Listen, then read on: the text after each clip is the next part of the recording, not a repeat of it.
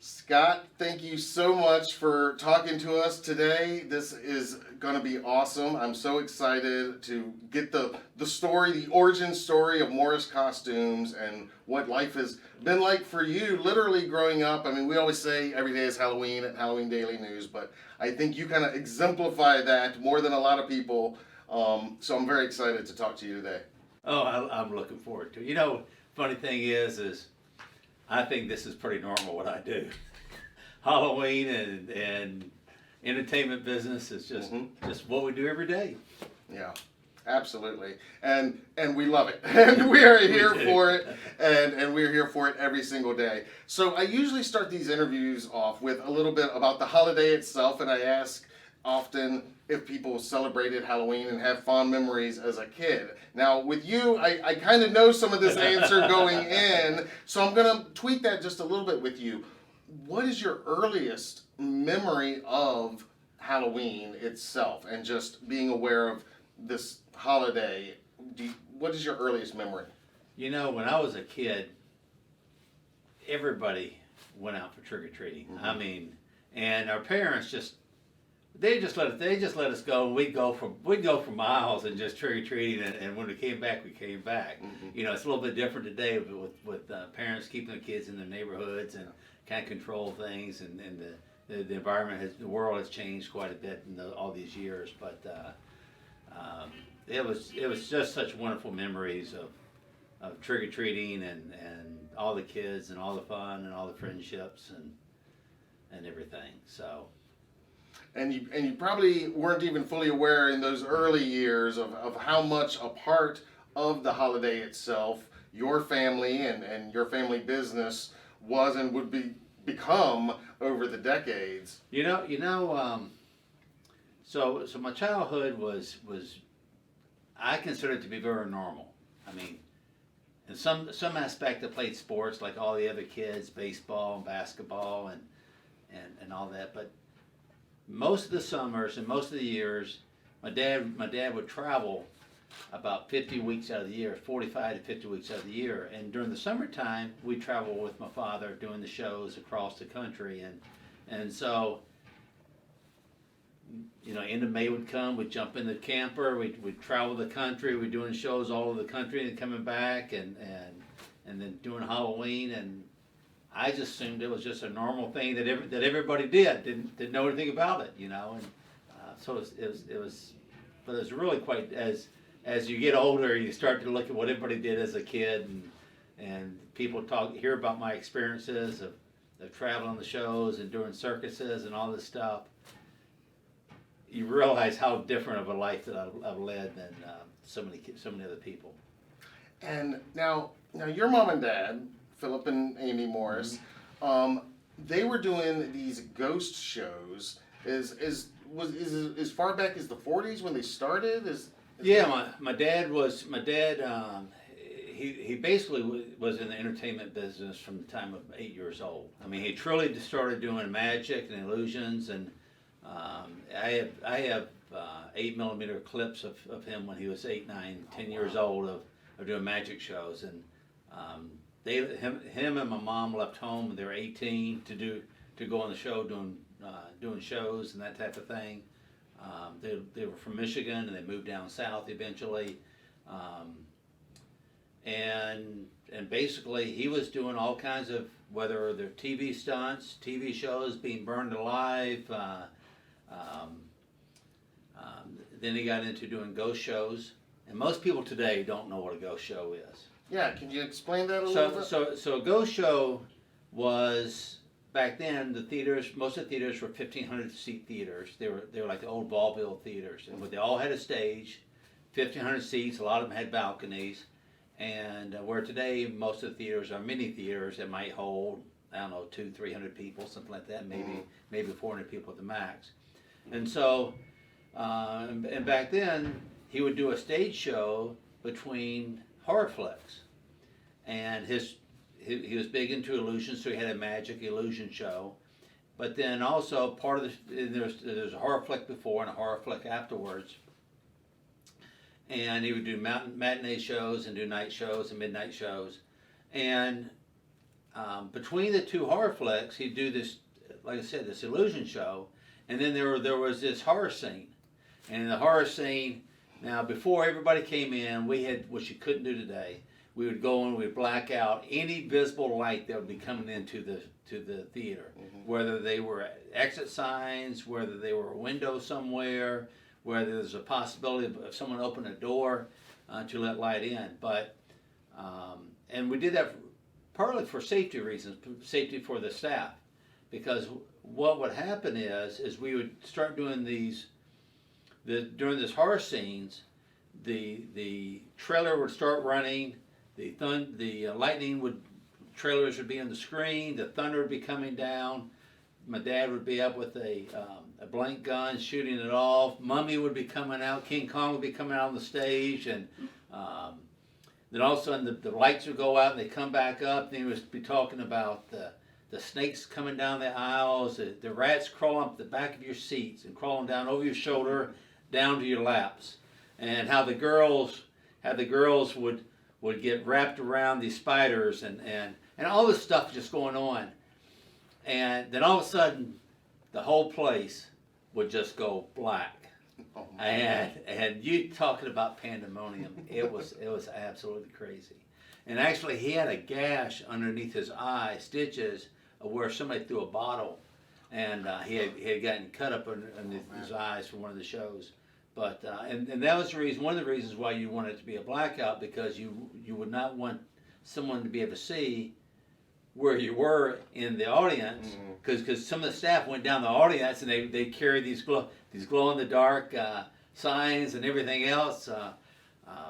So it was just crazy. I mean, it was just absolutely crazy. But I remember the biggest one that I remember was the one in Huntington, West Virginia, called the Keith Albee Theater.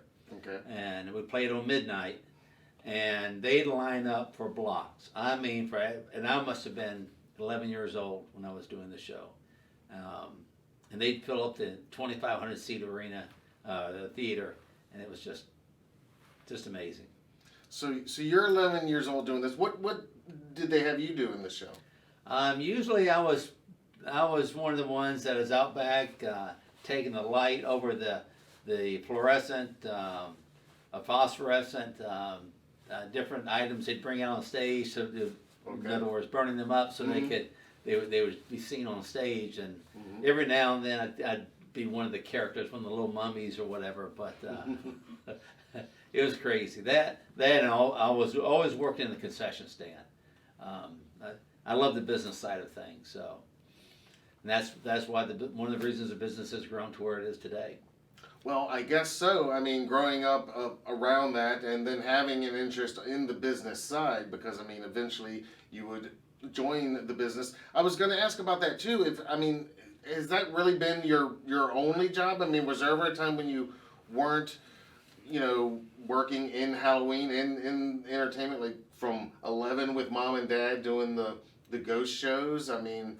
And through it all. Yeah, after the ghost shows, we traveled with a circus for a number of years. My dad was a ringmaster for several different shows, and I traveled on the circuses, which was great fun during the summers. I have two sisters who also travel on the shows with us. My one sister has been in this business since she was probably 15 years old, so she's been doing this forever. I left the business for about 15 years.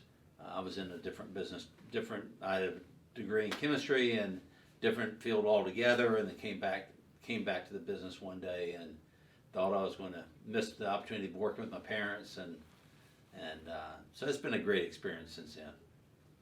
Awesome. And your mom and dad, they started the business. They were making these costumes, I guess originally for the shows. They were making them in y'all's basement, is that right? Right. So my mom and my dad did the shows and traveled 45 weeks of the year. My mom would started to put the costumes in our basement, and we started renting them out during Halloween. Okay. And then we opened up a small retail store. And then after a number of years, then we got into the wholesale business, and now we're in the retail and the wholesale side of things both. And then we just kind of grew that. We started doing licensing. We were the first ones that had the Batman license back in the early days.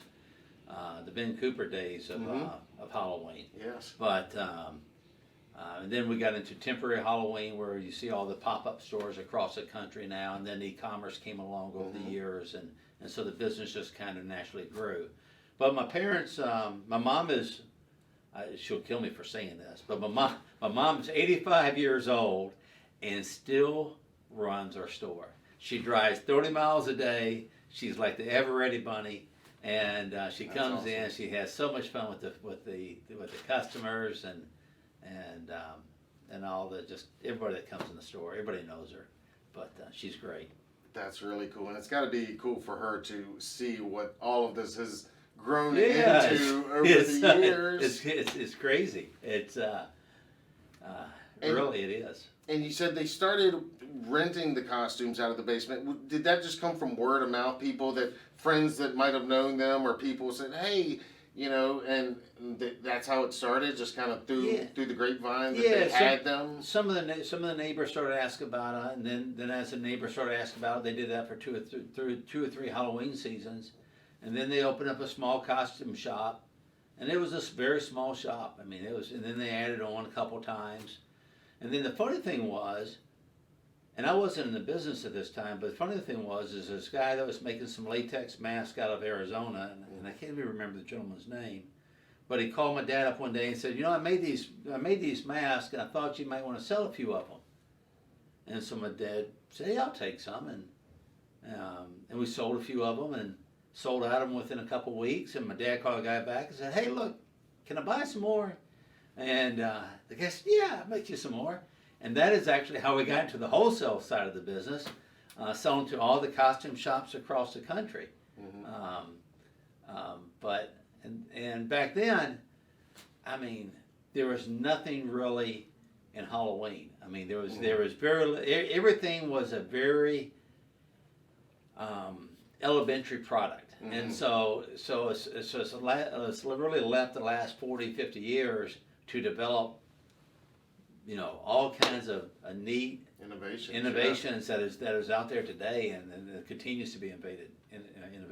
But I remember we were the first ones to make spider webs. Nice. And we actually had the local Boy Scout groups actually packaging the spider web up in their garages. Back in the day, I mean, you know, now you got machines that do it, and it's all automated in the whole process. But back then, you really didn't even have that opportunity yet. So, and people had never seen those in stores before then. No. That changed everything. I mean, and now everywhere you go in Halloween, it's like the constant decoration that everybody has every October is those spider webs. And it used to be a lot of the things that, you know, we still make a fair amount here in the U.S. But it used to be that the stuff you'd get from China was very poor quality, and so, you know, now a lot of the masks are made in Mexico. Some of them are made in China. Some of them are still made in the U.S. by, you know, companies like Distortions out in Colorado. They do a fantastic job. They're really some really pretty neat stuff. Ed and Marcia out there, but just the whole technology of even the animated decor that is offered today, you know, it's just fantastic. Amazing. It is. Before they would just do a move kind of back and forth. Now they got all kinds of moves, servo motors, and really things that really bring them to life. Absolutely. And about when was that? When the wholesale started, the wholesale side of it? That would have been back in about 1972. 72. And so that was only 50 years ago. Only just 50 years ago, not too long ago. Yeah, another world ago. Oh man, it's crazy. It's crazy that it is. And like you said, there wasn't really anybody else doing that at the time, right? No, there really wasn't. And so what you got at Halloween was very limited to what, you know, the local Woolworths or whatever it was would get in stock. And so that started, you know, some of these brands that we know it would become iconic brands getting out there around the world for the first time. Our catalog at that time was probably 15 pages, you know, 12 to 15 pages. Our catalog today is about 1,800 pages. So, Today That's how much. we carry 28,000 items in a 300,000 square foot warehouse. It's that's basically 7 acres underneath the roof, and it's really amazing considering that we were in a little 1,500 square foot house in the basement of it doing Halloween. Unbelievable. Yeah, I mean, it is an amazing story. And along the way on that, a little bit before 72, I think, was the famous Bigfoot video. Now they were making gorilla costumes, right? Yeah. And that was one of the earlier costumes that Morris was offering. Is that right? So my dad was involved with my mom and dad were involved with the sideshows and circuses and the fairs and that type of business, that type of trade. And so one of the things he made was a gorilla suit. And the reason he made it was for girl-to-gorilla sideshows, where the girl would turn into a gorilla and the gorilla would come out and run at the audience, and the whole sideshow thing was was pretty big back when they swallowed swords and they stuck themselves with pins and and had the 2-headed babies and all this crazy stuff. Well, anyways, and so one of the things was the gorilla suit, and my dad we actually had a plaster of Paris mold in our basement when I was a kid. My dad would go down there and a bucket of latex and with a brush and put a layer on and one after another in the chest and the head and the hands. And now they use more slush molds today where they pour the latex in, they slush the latex around, they pour it back out, let it sit there for so long, and then they let it pour it out. But back then we would put one layer on at a time, and he had a couple. I remember that we had to go down to Goodwill because he needed a couple of hair dryers to blow onto the plaster of Paris mold to dry the latex. So about a week would go past, a head and a set of hands would come out, and my mom would sew the suits, and then would go and have the chest and hands sewn into the suit by the local guy that did awning work or that did canvas work. And that's back then. I mean, this would have been in the '60s. The gorilla suit sold for, I think it was $250, which $250 doesn't seem like a lot today, but back in the '60s, $260 was a lot of money. That was probably as high end a costume as you could get then. That was. So my dad always just, for whatever reason, had a love with gorillas. This was actually one made, one of the first ones made. This is actually a silicone one made by Michael Burnett that my dad worked with. One of the Hollywood artists in California today. But yeah, it was pretty neat. And can you tell us about the Bigfoot connection? Well, a gentleman called my dad up and said, "Hey, I'd like to use one of your gorilla suits." And my dad says, "Okay." He says, "Why don't you let me out? Why don't you let me try it? Why don't you send it out to me? I'll try it. If I like it, I'll send you some money." My dad says, "Well, why don't you do this? Why don't you send me the money? I'll send it out to you. And if you don't like it, you send it back and I'll send you money back." Right. But, and the next thing he knew that he didn't know anything about Bigfoot. But the next thing he knew was that Bigfoot was used in this clip. And that was our costume. That was y'all's costume. In the famous, is it Patterson? Is that the name? Yeah, Roger Patterson. Roger Patterson, yes.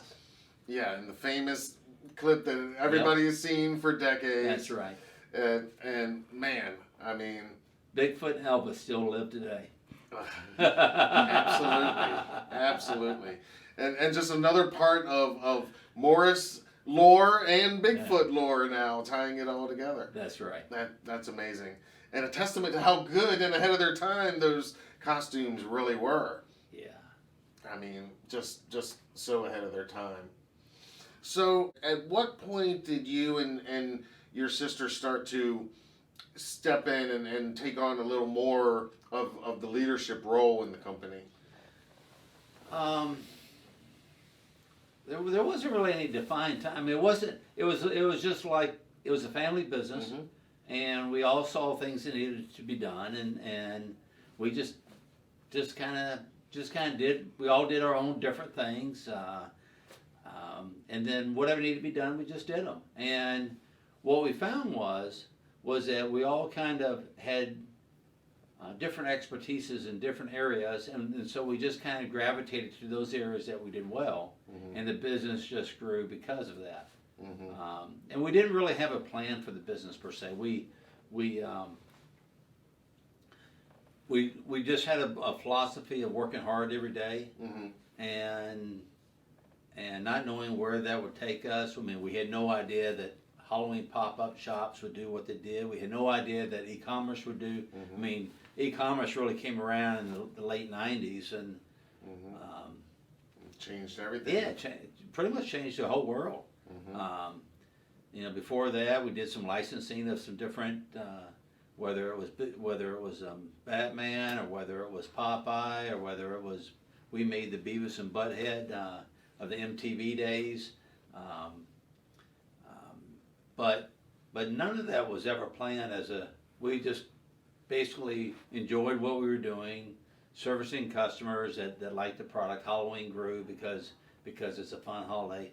And I think one of the reasons that Halloween has grown over the years is I think that people like the release of Halloween. They like to be able to go out and do things and to be something else that they can't be on a day-to-day basis. Yeah. And you can't go out and be a crazy clown or a funny whatever, or a real scary this or real sexy this, and on a day-to-day basis. And so it gives them the one opportunity to, particularly we see that particularly when there's been some hard times, like when there's COVID, when there's been financial depressions, recessions, when there's been some acts of some aggression in the world, we see that people, after that happens, people want to come out and they want to party. They want to have a good time. They want to get back with their friends. They want to enjoy just expressing themselves.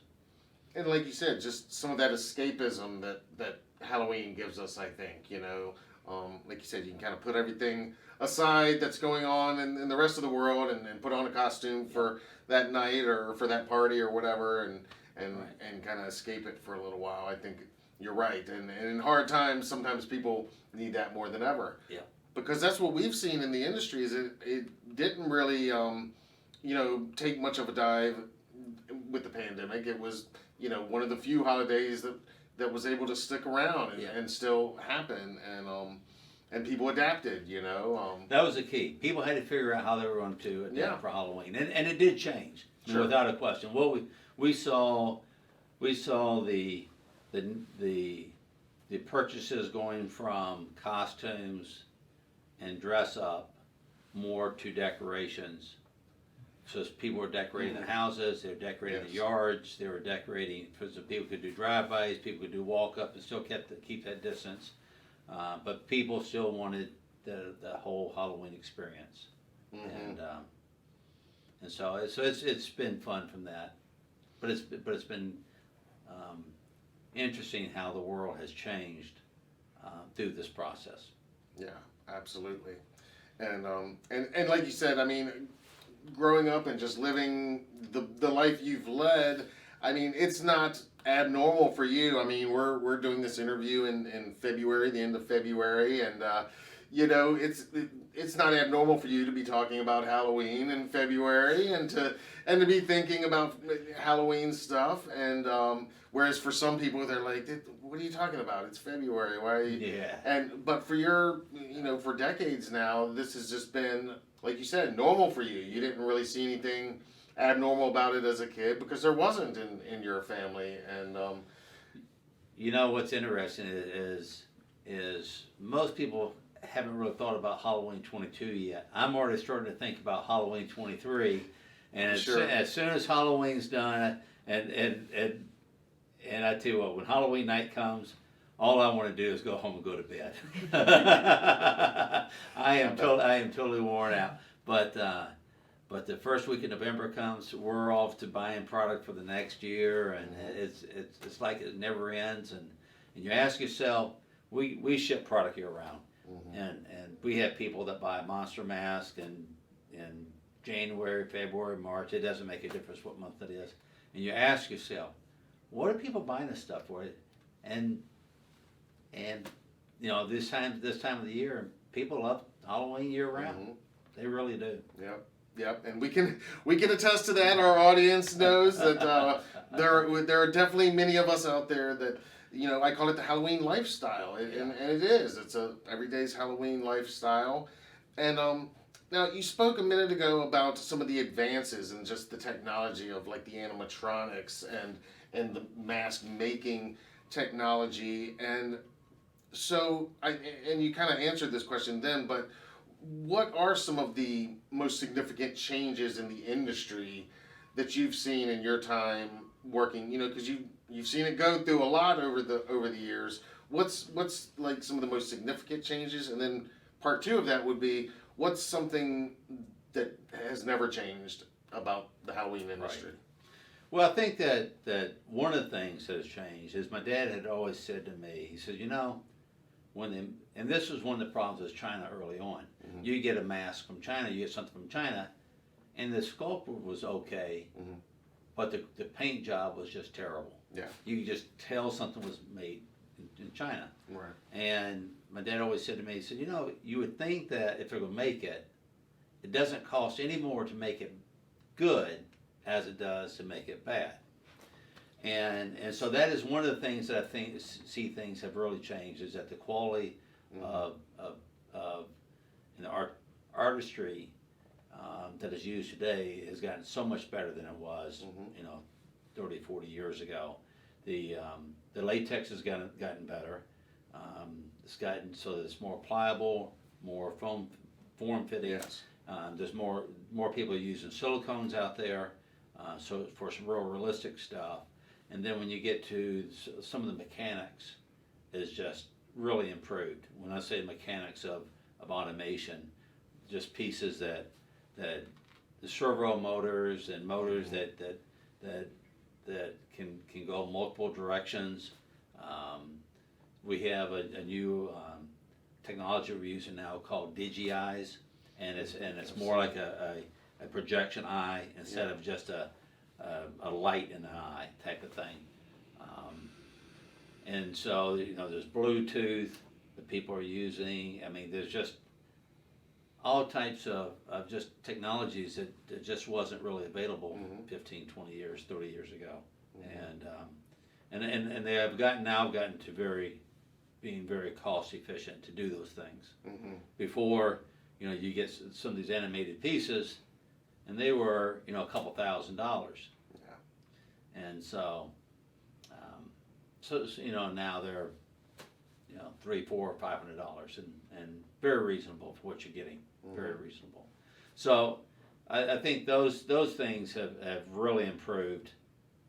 And I think that also, just as you see one guy come out with one thing, then you see somebody leapfrog them to come out with the next technology or the next idea.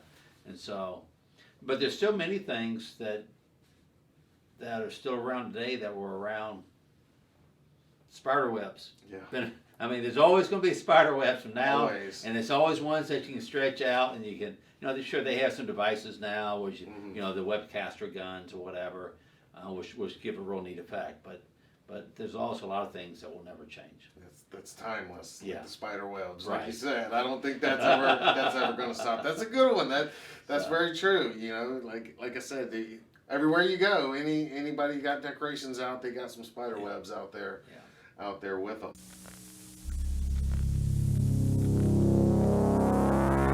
And can you tell me a little bit about the significance of the red jackets? We just saw the Morris Costumes booth at the Mad Monster Party this past weekend, and you know, some of your crew was out there, and they were looking very dapper in their red jackets. Yeah. And we've seen many pictures of your dad in his red jacket. I think I've seen you in the red jacket. So can you tell us a little bit about where that came from? Yeah, you know, many years ago, my dad came up with this idea of wearing the red jacket at the show.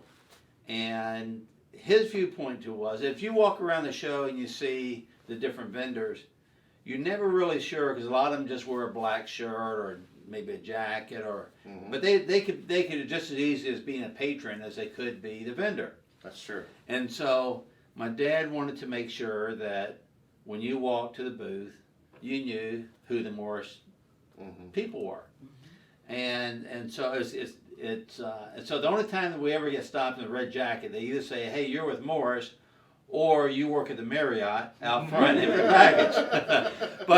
but truly, so the funny thing is my father passed away about 4.5 years ago, and somebody came up to me and they said, they really didn't like wearing the red jackets at the show. So they said, maybe we should get rid of the red jackets and change the look. I said, we will never get rid of the red jackets, because you can walk around the show and everyone knows you're with Morris. And that's why we wear the red jacket today. Awesome. I love that. That is very cool. Yeah.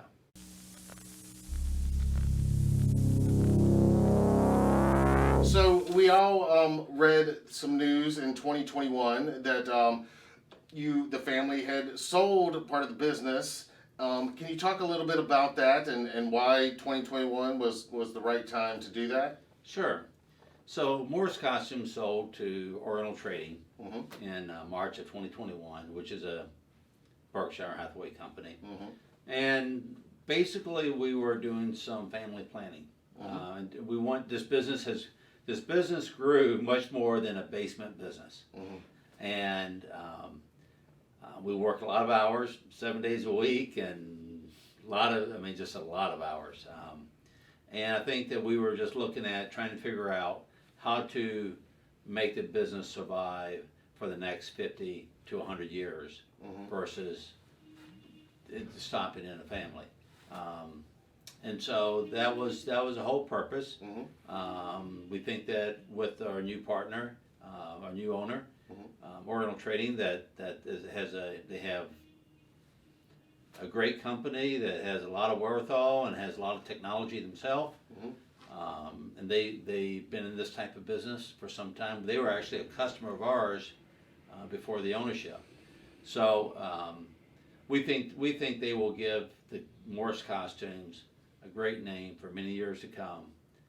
And the great thing is that my sister and I and my nephews are still working here. We're still running the business. We're still making the business happen. We're still making the business decisions and picking product and developing product and having Halloween fun every day. So it's quite neat.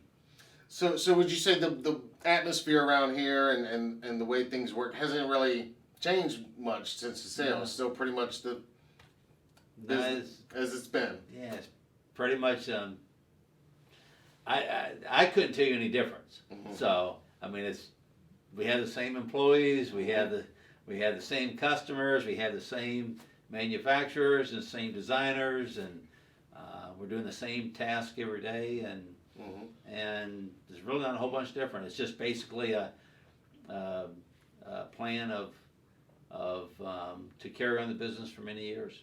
Putting it in the right hands to preserve what your family built. Yeah. Awesome. And so, and I guess that's the outlook then, that what it means for Morris is that Morris is going to be around for many years to come. Yeah, that's the plan. So they like our business. Our business model works very well, and consumers like our business, and the Halloween industry loves our business, and we really are Halloween. Yeah. Yeah, absolutely. You definitely are. Speaking of Halloween, back on the industry side of it, looking ahead, because you've seen a lot of trends come and go over the years. What trends do you see for the coming season and beyond that for the next few years? I think that the decor side of the business right now is the hottest side of the business. People, whether they're decorating their houses or decorating the yards, whether they're trying to come up with some neat effects or whatever. And that whole side of the business takes a lot of technology, and I see that whole thing continues to get driven with technology to continue those effects and those ideas, and that's where you get some real uniqueness. The licensing of the costumes of the movies and that will always be here. You know, the Batmans and the Supermans and the Wonder Womans and the Bela Lugosi's and so forth. That's going to be here forever. Mm-hmm. But I think that the real fun and the real future is in the technology side of things. Whether it's technology of decor or whether it's technology of costumes. Mm-hmm. You know, you get costumes that light up, you get costumes that make sounds, you got, you know, all kinds of things that you can also do in costuming with that technology too. So, so it's pretty neat stuff. Yeah, definitely some exciting stuff to look forward to, Yes. I think. And I could see that too, some of the animatronic technology that you're employing now is going to be, you know, used in costumes soon. I could see how that could be translated eventually down the road. Yeah. So our last two questions, we always ask everybody about Halloween itself. And again, you live and breathe Halloween, probably more than we do. So, but what is your favorite Halloween candy and your favorite Halloween costume? Oh man.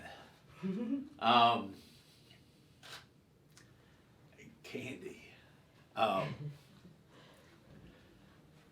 You know, I'm a sugar nut, so I eat candy every single day. So I don't know that I have a number one candy or whatever. Whether it's sweet tarts, whether it's Twix, or whether it's Snickers, or whether it's Twizzlers, or I don't know. It's all the candy.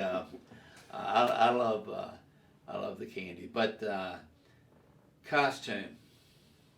You know, that's also another hard choice because when you have 28,000 items, and you probably have 8,000 different costumes you'd be to choose from, and every year I do try to go to a costume party, and usually I am running out at the last minute, running through the warehouse, trying to just find something that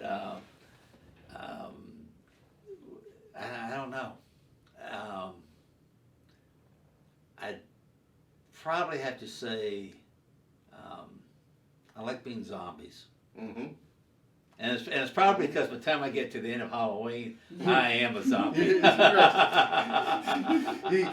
You're almost there anyway, so Yeah. you might as well just lean into it. Yeah. I But, love that. you know, actually, up until this last year, for 6 weeks, I actually sleep here for 6 straight weeks. I don't leave for breakfast. I don't leave for dinner. I don't leave for lunch. And sleep here for 6 weeks for Halloween. And so by the time you get out of here, we're at the end of October, man, you're ready to go home and be a zombie. Absolutely. And I love what you said earlier about how, you know, you might have a day of rest on November 1st, but then right after that, it's right into planning the next Halloween. And, you know, people always ask us if we get depressed on November 1st. I'm always like, no, actually, it's a great day because now it's time to start thinking about next year. Yeah. You know, it's like, let's get into the next year, and you got all these possibilities to start thinking about. So not a depressing day for us. It's just, you know, first day of next Halloween. Yeah. Great holiday. Great to be part of it. Absolutely. Well, again, Scott, I just want to thank you so much for talking to us today and sharing your story and your family's story. I mean, we all know and love Morris, and it's just, you know, one of those great American success stories that we love hearing about, and the fact that Halloween is at the heart of it all is you know, just really brings it all home for us. Great. Thanks for having me. Absolutely. And happy Halloween. Happy Halloween. This one, you feel how hard it is. That was latex. Yeah, that stuff hardens. Mm-hmm. That was originally Oh, wow. an O.J. Simpson mask. Oh, wow. That is wild. That's what it was supposed to be originally, but it doesn't look anything like it anymore. I can kind of see the remnants of it in there. But yeah, it's all, and that was latex, and now it's just like it's a plastic. It's hardened. But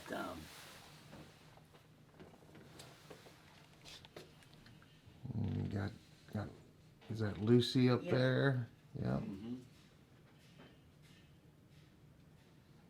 Remember Don Post Studios?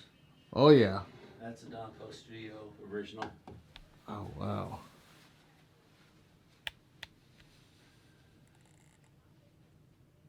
That is cool. Remember Brutal Planet? You Uh-huh. remember what Brutal Planet is? Oh yeah.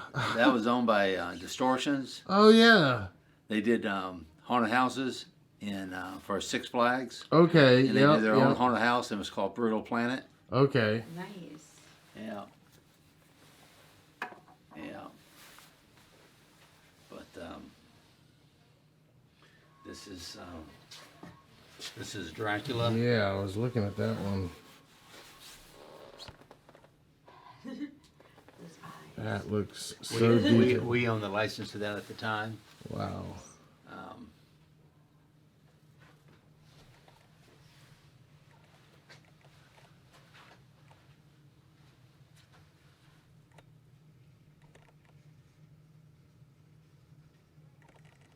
Is that the Hamburglar? Oh yeah, it is. mhm. And Bluto.